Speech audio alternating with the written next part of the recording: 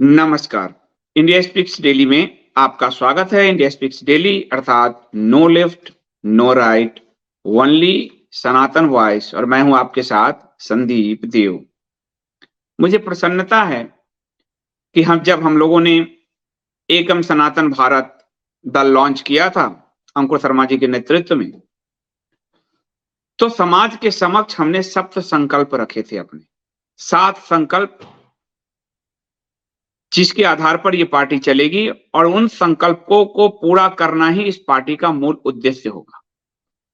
उसमें अलग-अलग समय पर अलग-अलग सुझाव के अनुसार कुछ बदलाव आते गए और जब हम तेलंगाना गए तो तेलंगाना में चिलकुल बालाजी के जो महंत हैं, उन्होंने एक बात कही कि इसमें कहीं राम राज्य होना चाहिए। और उस पार्टी के राष्ट्रीय महासचिव के नाते मैंने माइक लिया और मैं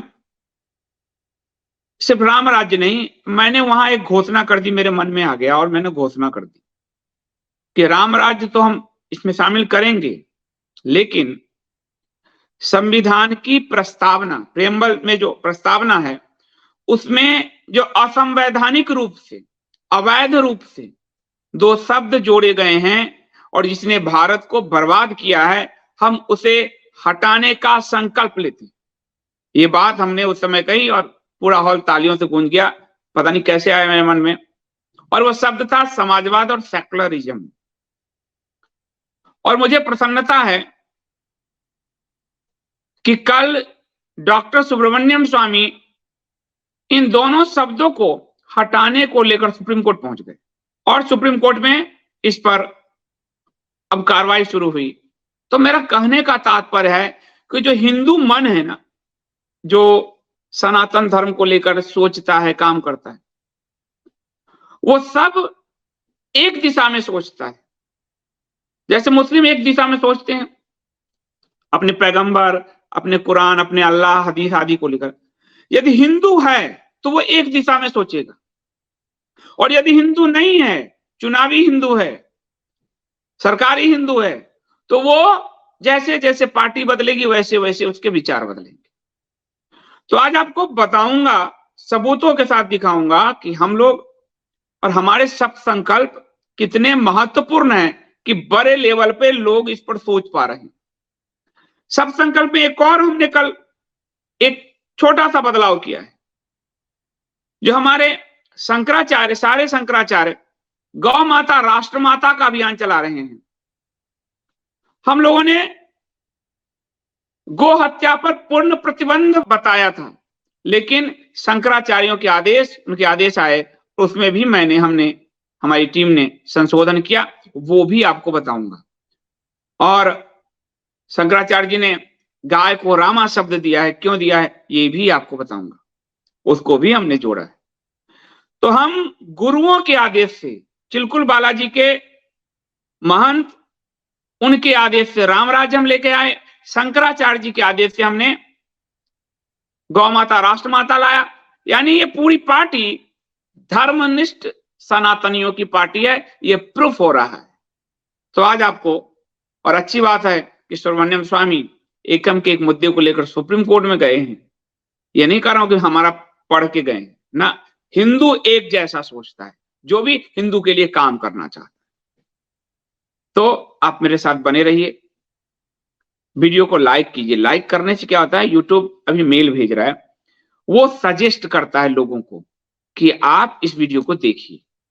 तो आप लाइक नहीं करते, इसलिए वो सजेस्ट नहीं करता, और जिस तरह से लोगों तक पहुंचना चाहिए वो नहीं पहुंच पाता।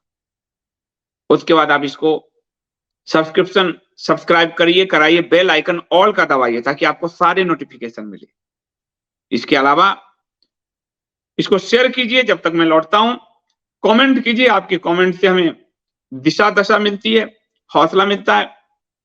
और ज्वाइन बटन से इस चैनल को बचाए रखिए, और आप लोगों ने बचा रखा है इतने दिनों से, मैं आप सबका धन्यवाद करता हूं, क्योंकि ये कल्चरल वॉर है।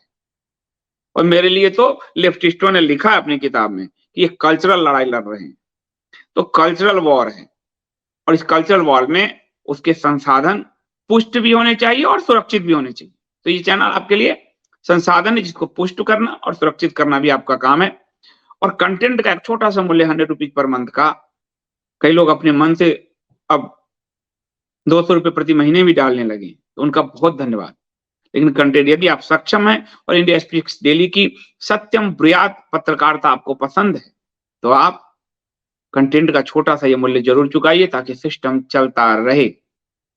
और पत्रकारिता नहीं पसंद इंडिया स्पीक्स डेली की तो बिल्कुल मत चुकाइए, चुपके से देख लीजिए, कोई बात नहीं है। तो मैं लौटता हूं इस प्रोमो के बाद।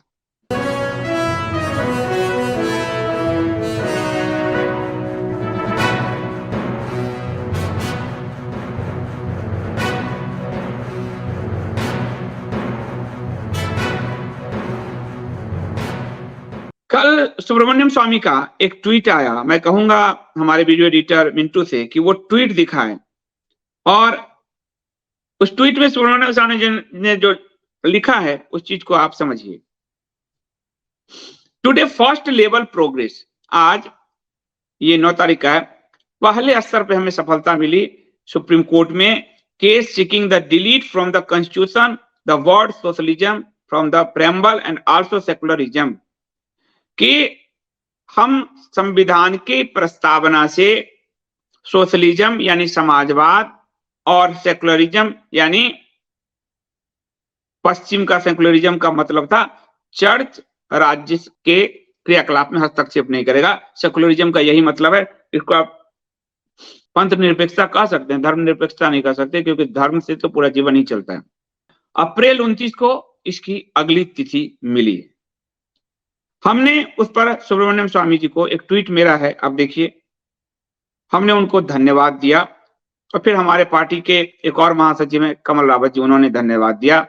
एकम सनातन भारत दल ने अपने संकल्प के 5वें संकल्प में इसे स्पष्ट लिखा है कि हम संविधान की प्रस्तावना में असंवैधानिक रूप से डाले गए सेकुलरिज्म और सोशलिज्म को हटाएंगे। धन्यवाद सुब्रमण्यम स्वामी, इस मुद्दे को सुप्रीम कोर्ट तक ले जाने के लिए। ये उनको मैंने टैग किया। इसके बाद हमारे एक और महासचिव कमल रावत जी ने भी ये ट्वीट किया, point 5 of our Sapt Sankalp covers this point, thank you Swami ji for taking this up.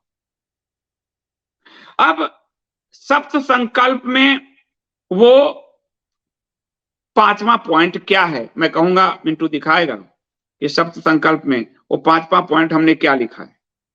हमने लिखा है कि संविधान की प्रस्तावना में असंवैधानिक रूप से जोड़े गए सेकुलर और समाजवाद को हटाकर राम राज्य की स्थापना का लक्ष्य रखना। हम 2 कदम आगे गए हैं कि हम इस प्रस्तावना में से सेकुलर और समाजवाद तो हटाएंगे, राम राज्य भी लिखेंगे। और संविधान के पहले पृष्ठ पर राम दरबार था। राम राज्य का क्या मतलब है, ये आपको वाल्मीकि रामायण से मैंने बताया कि राम जी के राज्य में कोई भी पुत्र, कोई भी जो पिता है अपने पुत्र को कंधा नहीं देता था, यानी अपनी पूरी आयु सब पूरा करते थे, कोई भी बीमार नहीं होता था। आर्थिक उन्नति दुनिया में सबसे अधिक थी उस समय, और जो विकास 7-7 मंजिला की बिल्डिंग थी, रात में भी दरवाजों के ताले खोले रखते थे, कोई बीमार नहीं होता था। ये थी राम राज्य की परिकल्पना, सबके साथ न्याय होता था। चिलकुल बालाजी के महंत, उन्होंने राम राज्य कहा कि इसको जोड़िए, और मन से ही हमने कहा कि राम राज्य तो जोड़ेंगे, हम संविधान में असंवैधानिक रूप से जोड़े गए सेकुलर और समाजवाद को भी हटाएंगे। अब पहली बार ये केस जो है आपका सेकुलर समाजवाद वाला, ये सुप्रीम कोर्ट गया, ये बड़ी प्रसन्नता की बात है। और सिर्फ सुप्रीम कोर्ट गया ही नहीं, आप देखेंगे सुब्रमण्यम स्वामी ने एक और ट्वीट किया आज सुबह, ये चीजें खबर भी छपी है कि किस तरह से सुब्रमण्यम स्वामी ने इसको रखा, और अब इस पे बहस आरंभ हो जाए। वो बहस और सब संकल्प पे आप आए, उससे पहले आपको ये बता देना जरूरी है कि ये शब्द कैसे जोड़ा गया और ये शब्द असंवैधानिक कैसे है। ये शब्द, पहले इसका टेक्निकल पॉइंट बताऊंगा और फिर उसका मैं आपको कि सब ये कैसे जोड़ा गया।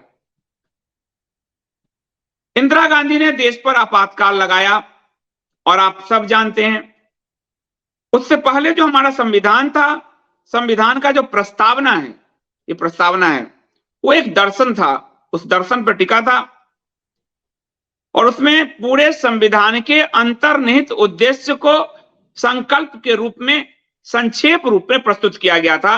और 22 जनवरी 1947 को संविधान सभा ने इसे अपनाया था।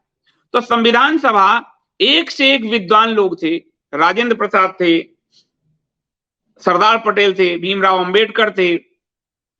तो उन्होंने ये क्यों नहीं रखा, ये सवाल है।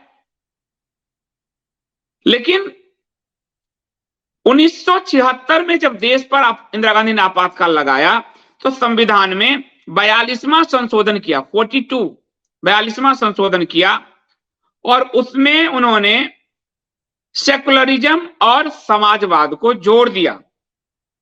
1950 में जो संविधान की प्रस्तावना जारी की गई वो क्या थी, वो आपको पढ़ देता हूं। हम भारत के लोग भारत को एक संपूर्ण प्रभुत्व संपन्न लोकतंत्रात्मक गणराज्य बनाने के लिए तथा उसके समस्त नागरिकों को सामाजिक, आर्थिक और राजनीतिक न्याय, विचार, अभिव्यक्ति, विश्वास, धर्म और उपासना की स्वतंत्रता, ध्यान दीजिए, जो 1950 में प्रस्तावना लागू हुई, 47 में अपनाया था और 50 में लागू हुई, उसमें कितना सुंदर वर्ड सब थे। प्रतिष्ठा और अवसर की समता प्राप्त कराने के लिए तथा उन सब में व्यक्ति की गरिमा और राष्ट्र की एकता एवं अखंडता सुनिश्चित कराने वाली बंधुता बढ़ाने के लिए दृढ़ संकल्पित होकर अपनी इस संविधान सभा में आज तारीख 26 नवंबर 1949 को मार्ग शीर्ष शुक्ल सप्तमी संवत 2006 विक्रमी को एतद द्वारा इस संविधान को अंगीकृत, अधिनियमित और आत्मार्पित करते हैं, आत्मा को अर्पित करते हैं। अब देखिए इसमें धर्म और उपासना की स्वतंत्रता, इसीलिए सेकुलरिज्म नहीं जोड़ा गया, क्योंकि हर व्यक्ति को धर्म और उपासना की स्वतंत्रता है, इसमें राज्य नहीं पड़ेगा। ये हमारे संविधान निर्माताओं के संकल्प थे कि राज्य इसमें नहीं पड़ेगा, हर किसी को अपनी उपासना मानने की स्वतंत्रता है। उसके बाद कहा गया कि राष्ट्र की एकता एवं अखंडता, समाजवाद की जरूरत नहीं है, एकता और अखंडता, और प्रतिष्ठा और अवसर की समता, प्रतिष्ठा और समाजवाद यानी सबके प्रति समानता का व्यवहार का ये नारा रहा, लेकिन समाजवाद असल में तानाशाही है, बताता हूं। तो प्रतिष्ठा और अवसर की समता, तो कोई जरूरत ही नहीं थी इसमें समाजवाद और सेकुलरिज्म जोड़ने की, वो ऑलरेडी इसमें अंतर्निहित था। लेकिन जब इंदिरा ने आपातकाल की अवधि के दौरान संविधान में 42वां संशोधन किया और 42वां संशोधन अधिनियम 1976 के माध्यम से इसमें समाजवादी और सेकुलरिज्म शब्द जोड़ दिया, जिसको पंथ निरपेक्षता कहा गया। अब समाजवादी शब्द क्यों जोड़ा गया, तो इंदिरा गांधी ने अपने 42वें संविधान संशोधन में समाजवाद और सेकुलरिज्म इसमें जोड़ा।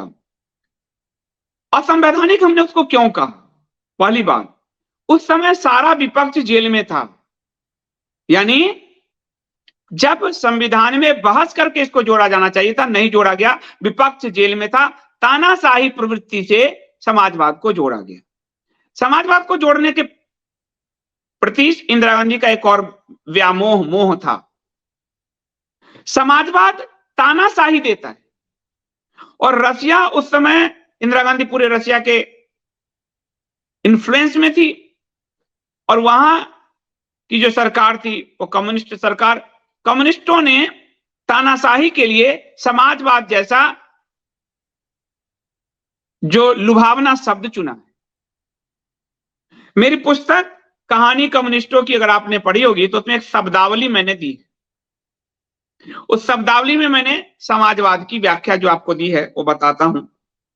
समाजवाद की अवधारणा का प्रयोग कई अर्थों में किया गया है, जिसके कारण जनता में सबसे अधिक भ्रम इसी अवधारणा को लेकर है। कुछ समाज विज्ञानियों ने समाजवाद को लोकतंत्रात्मक व्यवस्था मानते हुए इसे साम्यवाद से अलग दिखाने का प्रयास किया। साम्यवाद यानी कम्युनिज्म और समाजवाद यानी सोशलिज्म अंग्रेजी में। तो कुछ समाज विज्ञानियों ने समाजवाद को साम्यवाद का समानार्थी बताया। ये पुस्तक हर किसी को पढ़ना ही चाहिए, ये नहीं कि मेरी लिखी हुई है, ऐसी लिख गई है कि हिंदुओं के ब्रेन को पूरी तरह से साफ कर देती है। इसका दूसरा तीसरा खंड अभी आएगा, पहले खंड से ही हिंदू के ब्रेन साफ हो जाते हैं। तो समाजवाद की अवधारणा को व्यवस्थित रूप देने वाले मार्क्स और एंजल्स की अवधारणा में जिस साम्यवादी समाज की कल्पना की गई है उससे पूर्व समाजवादी समाज की स्थापना अपरिहार्य है।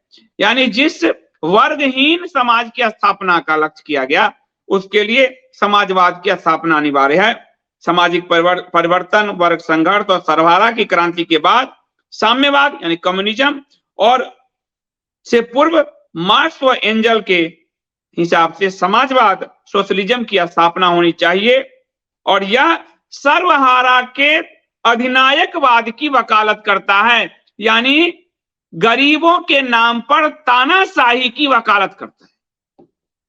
इंदिरा गांधी को आपातकाल में तानाशाही तो लगाया, इंदिरा गांधी ने तानाशाही किया और उस तानाशाही को संवैधानिक रूप देने के लिए इंदिरा गांधी ने संविधान के प्रस्तावना में समाजवाद लिख दिया और रसिया के तर्ज पे वो चलाना चाहती थी, जैसे अभी अमेरिका के तर्ज पे चल रहा है, तो इसमें उसको जोड़ा।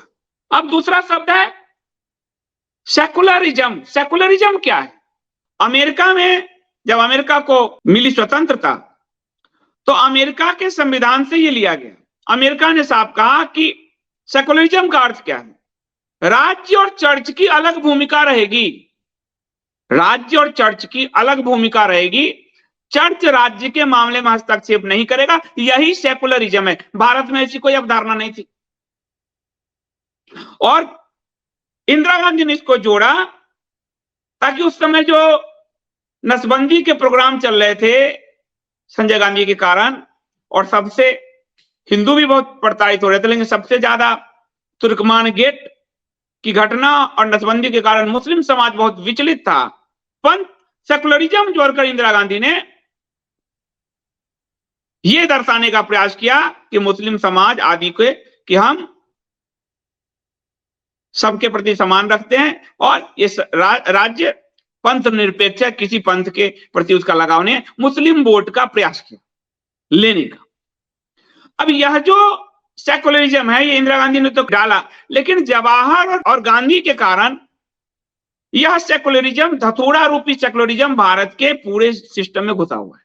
और ये सेकुलरिज्म भारत के लिए है क्या? प्रो मुस्लिम पॉलिसी, ना तो प्रो पारसी ना प्रो यहूदी, प्रो मुस्लिम पॉलिसी एक, दूसरा एंटी हिंदू पॉलिसी। इसलिए संविधान में सभी अल्पसंख्यकों को अपने शिक्षण संस्थान आदि स्थापित करने का अधिकार दिया। हिंदुओं से वो छीन लिया, हिंदुओं के मंदिर उनसे छीन लिए। तो भारत में सेकुलरिज्म का मतलब है प्रो मुस्लिम एंटी हिंदू, बस सेकुलरिज्म मीन्स यही। इसी को इंदिरा गांधी ने इसमें डाला। अब इंदिरा गांधी की सरकार जब चली गई, मोरारजी की सरकार गिर गई 3 साल में ही, लेकिन मोरारजी की सरकार जो आई और 300 से ज्यादा सीट, 300 से ज्यादा सीट बहुमत लेकर आई, जिसमें 90 सांसद जनसंघ यानी संघियों के थे, वाजपेयी और अडवाणी वाले। इन्होंने, इंदिरा गांधी ने जो 42वां संशोधन किया था उन सबको बदल दिया, परंतु प्रस्तावना को नहीं बदला, क्योंकि संघियों को भी तानाशाही और प्रो मुस्लिम पॉलिसी चाहिए था। और इसीलिए 42वें संविधान संशोधन में जो बदलाव के जरिए जो बदलाव किया इंदिरा ने, उन सबको तो बदल दिया, परंतु समाजवाद और सेकुलरिज्म रहने दिया, धतूरे को रहने दिया। मोरारजी, वाजपेयी, अडवाणी की सरकार ने, क्योंकि उनको भी तानाशाही चाहिए जब सत्ता में आए, और उनको भी प्रो मुस्लिम और एंटी हिंदू पॉलिसी चाहिए। आप देखिए बाद में मनमोहन सिंह सच्चर कमेटी लाते हैं प्रो मुस्लिम, और उसको मोदी लागू करते हैं, तेजी से लागू करते हैं प्रो मुस्लिम।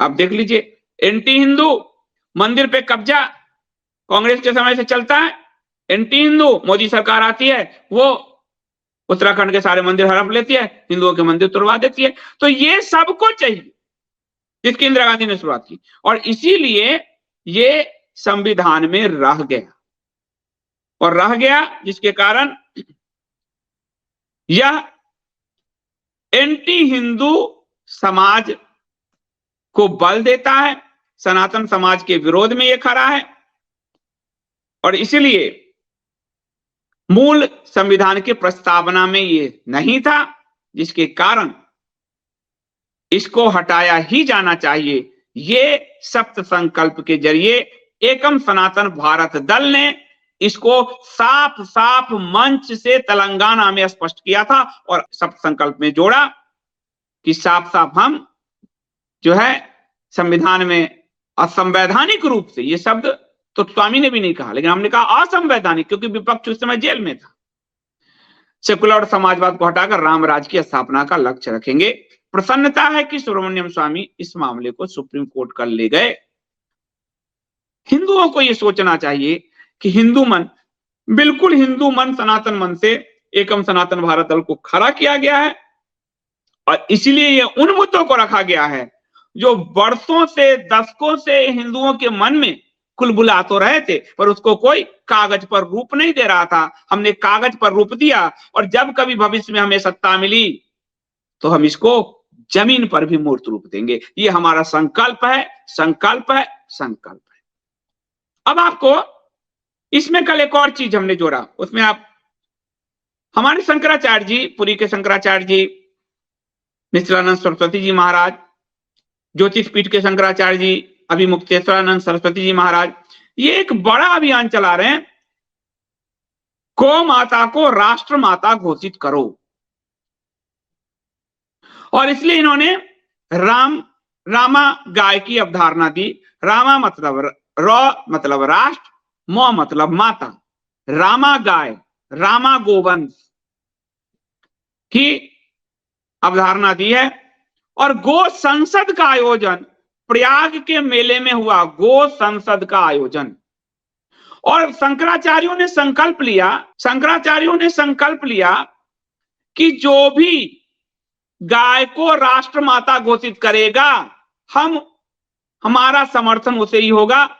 ऐसे ही जो भी पार्टी शपथ पत्र डालकर इसको समर्थन देगी, शंकराचार्यों का आशीर्वाद उनके साथ ही होगा, वरना सभी पार्टी एंटी हिंदू हैं, एंटी गौ माता है।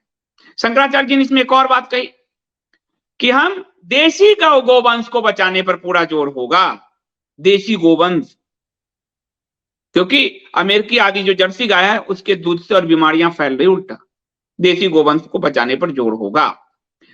आपको ध्यान होगा कि 5वें ही संकल्प में हमने गो हत्या पर पूर्ण प्रतिबंध संकल्प पहली बार जब घोषित किया था तभी रख दिया था, गो हत्या पर संपूर्ण प्रतिबंध रख दिया था।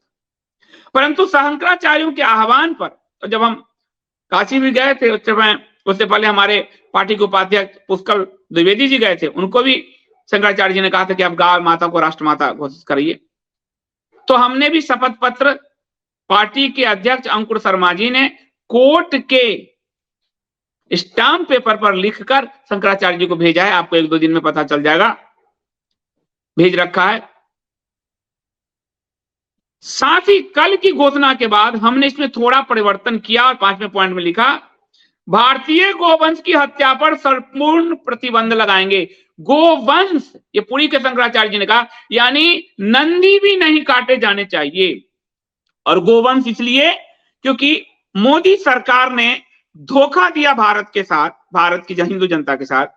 2023 में मिथुन, जो गोवंश के अधीन आता है, मिथुन, सितंबर 2023 में मिथुन के मांस को खाने, एक्सपोर्ट करने, इन सब की अनुमति प्रदान करती। वो गोवंश में आता है, अरुणाचल का वो राजकीय पशु है, नॉर्थ ईस्ट का। Mithun meat set to go main stream.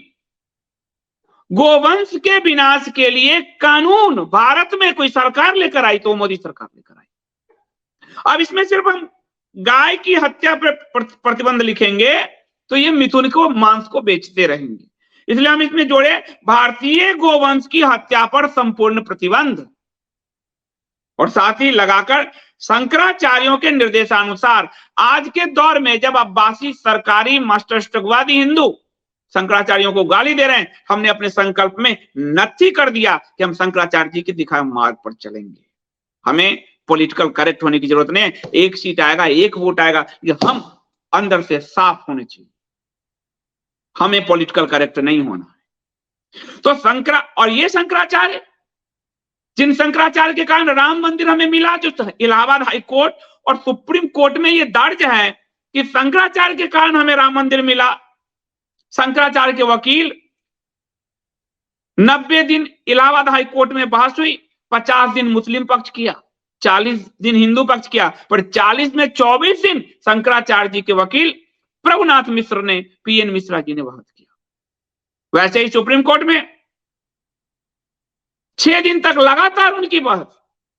Supreme court के जज चंद्रचूड़ जी ने कहा कि आपको सुनने से हमें ज्ञान प्राप्त हो रहा है, और शंकराचार्य जी ने तब अभी मुक्तेश्वरानंद जी ज्योतिष पीठ के शंकराचार्य स्वरूपानंद सरस्वती जी के प्रतिनिधि थे, और वो जो पीठ है जो शंकराचार्य, वो सारे शंकराचार्य जी के पीठों का प्रतिनिधित्व करता था। एक शंकराचार्य जी नहीं, चारों शंकराचार्य जी के प्रतिनिधित्व करता था, और कोर्ट में उनका प्रतिनिधित्व अभी मुक्तेश्वरानंद जी और पीएन मिश्रा एडवोकेट कर रहे थे। शंकराचार्य जी ने स्कंद पुराण को एडवर्ड के शिलालेख से प्रमाणित किया, और एक स्कंद पुराण में ही यह वर्णित है सिर्फ कि राम जी का जन्म उसी जगह पर हुआ। आज भी हमें धर्म में विजय की पताका अगर हम फहरा पाए तो शंकराचार्य जी के कारण, और आदि शंकर उन्होंने तो सारे विधर्मवाद को समाप्त कर दिया, जिसका कोर्स मैं हिंदुओं के लिए ला रहा हूं। कुरुक्षेत्र गुरुकुलम में जब ये शंकराचार्य को गाली दे रहे तो मेरा आत्मबल और प्रबल हुआ कि मूढ़ हिंदुओं को से ज्ञानवान शास्त्रीय हिंदुओं को अलग करना है, और इसलिए वो पूरा आदि शंकर का अद्वैत दर्शन, उनकी पूरी विचारधारा पर कोर्स ला रहे हैं, शास्त्रार्थ सिखाने जा रहे हैं हिंदुओं को कुरुक्षेत्र गुरुकुलम के जरिए 1-2 महीने, मार्च आदि से। तो आज भी हमें मिला, तो हमने स्पष्ट लिखा शंकराचार्यों के निर्देशानुसार गौ माता को राष्ट्र माता के रूप में प्रतिष्ठित करना, घोषित करना नहीं, प्रतिष्ठित। और जब वो राष्ट्र माता घोषित हो जाएगी तो कोई भी भारत में उनके गाय माता के वध हत्या पर सीधे फांसी की सजा है। अगर झंडे का अपमान आप करते हो तो देशद्रोह होता है, क्योंकि वो राष्ट्रीय झंडा है। उसी तरह जब राष्ट्र माता घोषित हो जाएंगी, इनको अगर मारोगे, आप राष्ट्रीय जो पक्षी मोर को मार नहीं सकते, प्रतिबंध है, तो कोई नहीं मारता मोर को। उसी तरह राष्ट्र माता घोषित हो जाएगी गाय माता, तो कोई भी उनको मार नहीं पाएगा, मारने पर फांसी की सजा। इनडायरेक्ट यही हो गया। इसलिए हमने रखा शंकराचार्य के निर्देशानुसार गौ माता को राष्ट्र माता के रूप में प्रतिष्ठित करना, उसको थोड़ा और विस्तार दिया। वध रोकने का जो था कि गौ माता का वध हत्या कोई नहीं कर सकता, प्रतिबंधित, उसको गौ वंश के की हत्या पर संपूर्ण प्रतिबंध, ताकि मिथुन नंदी बैल सब बच जाए गाय माता के साथ। और गाय माता को राष्ट्रीय माता शंकराचार्य के निर्देशानुसार प्रतिष्ठित करना, और मां गंगा और श्री राम सेतु को राष्ट्रीय धरोहर, ये तो शुरू से ही है हमारे में, घोषित करना। तो संकल्प ही आपके स्वभाव को, आपकी नीयत को दर्शाता है। हमारे संकल्प स्पष्ट हैं, हम हारे जीते, एक भी वोट मिले ना मिले, इससे कोई मतलब नहीं। संकल्प स्पष्ट है, यानी हमारी दिशा स्पष्ट है, उसी दिशा पर चलेंगे। टूटे जिए मरे उस दिशा को प्राप्त करने के लिए, ये जन्म नहीं हुआ तो अगले जन्म लेंगे, लेकिन उसी दिशा पर चलेंगे। इसलिए आज का ये वीडियो आप लोगों के लिए बहुत महत्वपूर्ण है कि हम जिस राह पर चल रहे हैं, उस राह को पर हर हिंदू मन चल रहा है। उसी राह पर चलकर सुब्रमण्यम स्वामी ने कोर्ट में समाजवाद और सेकुलरिज्म को हटाने के लिए चुनौती दी है। हम जिस राह पे चल रहे हैं, शंकराचार्य जी भी उसी राह को संस्तुत कर रहे हैं गाय को लेकर। हमारी दिशा सही है, हम हारे या जीते, हार और जीत चुनावी गणित है। मशीन की तरह जो लगातार हिंदू वोट के नाम पर जीत रहे हैं, वो हल्द्वानी से लेकर मणिपुर तक, दिल्ली से लेकर गुजरात तक, हरियाणा से लेकर बंगाल तक हिंदुओं के विनाश के कारक हैं। ऐसी जीत नहीं चाहिए हमें। हम जीते तो हिंदू समाज सशक्त होना चाहिए, सबल होना चाहिए, और हिंदू आधारित नीतियां अगर होगी तो विश्व बचेगा। मलेच्छ आधारित नीतियों से विश्व का विनाश तय है। तो आज के लिए इतना ही। बहुत बहुत आप सबका धन्यवाद कि आप सब पधारे, और रात्रि में मैं आपके साथ उपस्थित होता हूं एक नए मुद्दे को लेकर। तब तक के लिए मुझे अनुमति दीजिए। जय श्री राम।